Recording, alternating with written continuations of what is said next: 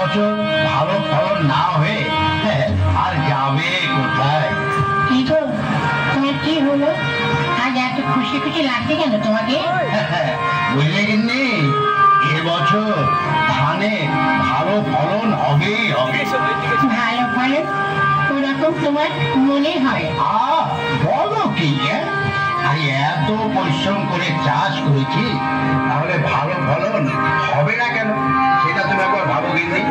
দেখো, চাষ তো তুমি সেটাই করো, কিন্তু শেষমেশ ভালো ফলন আর হচ্ছে কই? গত বছর তো তুমি গিন্নি, তুমি ঠিকই বলেছ। গত বছর তো এরকম ভালো ধান হয়েছিল, কিন্তু নাছুর বাল্লা মাজরা পোকার আক্রমণে খুব ক্ষতি হয়েছিল, তাই তো ভালো ফলন হয়নি। কিন্তু এবারও তো তাই হতে পারে। তাহলে তো আমরা যদি এবার ওই ধরনের মাজরা পোকায় ফসল নষ্ট করে আর এত সুন্দর ফসল যদি নষ্ট হয়ে যায়, তাহলে তো আমাদের পথে বসতে হবে। ঠিকই বলেছো গিন্নি, সত্যি তো, সত্যি তুমি ঠিক বলেছো। আচ্ছা চলো দেখা যাক ঠাকুর কি করে। হ্যাঁ, সেই ভালো, চলো এবার যাই। যেটা মনে করেছিলাম সেটাই হলো।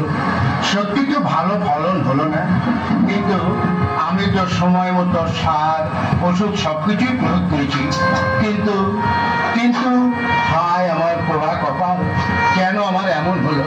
কেন হলো আমি তো বুঝতে পারছি না। কি হয়েছে তোমার? এত চিন্তামগ্ন হয়ে আছো কেন? আর বলো না পরমা, তোমার কথাটাই ঠিক হলো।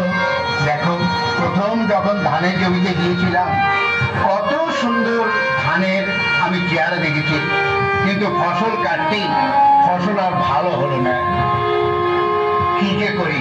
আচ্ছা, তুমি একটা কথা বলি শোনো। হ্যাঁ বলো, বলো পরমা। তুমি যে মাজরা পোকার জন্য যে ওষুধ দিয়েছিলে, সেটা তো ঠিক মতো কাজ করেছে তো? হ্যাঁ, আমি তো দানা কীটনাশক ব্যবহার করি, কিন্তু একই পদ্ধতিতে সেই পুরনো দানা ওষুধ দিয়ে কি আর ভালো ফলন পাওয়া যায়? তার মানে তুই বলতে চাইছো নতুন কিছু কীটনাশক? আহা, তা আমি জানবো কি করে? তবে আমি শুনেছি ওই যে পাশের গ্রামের হারান্দা, ওই নতুন একটা শক্তিশালী দানা কীটনাশক ছড়িয়েছে, তার ফলন নাকি খুব ভালো হয়েছে। তাই তো, তুমি ঠিকই বলেছো পরমা, সবাই চায়ের দোকানেই বলাবলি করছিল। একটা কাজ করে দেখো, চলো আমরা বরং পাশের গ্রামে গিয়ে দেখি হারান্দা কি ওষুধ দিয়েছে। ও হরি, তাই তো, এদের এবার ভালো ফলন হয়েছে, ধান গাছ হয়েছে হৃষ্টপুষ্ট, একটা সাদা শীষও নেই। ব্যাপারটা কি? দেখো, নতুন কোনো হয়তো ওষুধ দিয়েছে, তাই তো এত ভালো ধান হয়েছে। ব্যাটা নিশ্চয়ই কোনো বুদ্ধি লাগিয়েছে, বুঝলে? হ্যাঁ, তোমার বুদ্ধিটা কবে হবে শুনি? আমার বউটা টানা সুযোগ পেলেই ভাষণ দিতে শুরু করে। হ্যাঁ, বিড়বিড় করে কি বলছো? না মানে তুমি থাকছে আমার আবার বুদ্ধি লাগবে কেন? তুমি তোমার বুদ্ধিটা। চলো চলো, হারান্দার জমিতে আগে যাই। সেই ভালো, চলো। সুন্দর ধান হয়েছে। আরে রমেনদা, কি ব্যাপার? হ্যাঁ, আমার জমির পাশে ঘুরঘুর করছো? হ্যাঁ হ্যাঁ হারান্দা, এই তোমার জমিগুলো একটু দেখছিলাম। তা কেমন দেখলে রমেনদা? ধান কেমন হয়েছে? মনে হচ্ছে সাক্ষাৎ মা লক্ষ্মী আপনার জমিতেই মনে হচ্ছে সবকিছু ঢেলে দিয়েছে, তাই তো আপনাকে খুঁজে বেড়াচ্ছিলাম। কেন কেন? একটা সমস্যায় পড়ে এসেছিলাম। সমস্যা? আচ্ছা, কিসের সমস্যা? কি আর বলবো দাদা, আমি গত বছর ধান করেছিলাম, একদম ভালো হয়নি। এত কিছু সার ওষুধ দেওয়ার পরেও ধানের ফলন ভালো হয়নি। ওই একই কেস এবারও হয়েছে।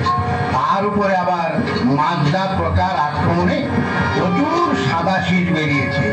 ও এই সমস্যা? হ্যাঁ, হ্যাঁ হারামদার, বলো তো এখন আমি কি করি?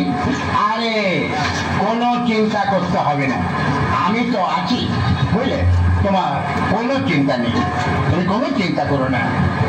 কিন্তু হারামদার, তোমার জমিতে তো সুন্দর ধান হয়েছে, তুমি কি আবার ম্যাজিক ট্যাজিক জানো নাকি? রমেনদা, তুমি আমাকে হাসালে রমেনদা। আরে চাষ কি আর ম্যাজিক করে হয় নাকি? এই যে দেখছো সুন্দর বলিষ্ঠ ধান গাছ, বেশি সংখ্যক পাশকাঠি, এটা হলো ট্রাপিক্যালের স্ট্যামলি। গত বছর মাছটা তো আমার খুব ক্ষতি করেছে হারামদা। হ্যাঁ, তা নিয়েও তো দুশ্চিন্তার কোনো কারণ নেই রমেনদা। ট্রাপিক্যালের শক্তিশালী স্ট্যামলি আছে তো। স্ট্যামলি 3টে শক্তিশালী উপায়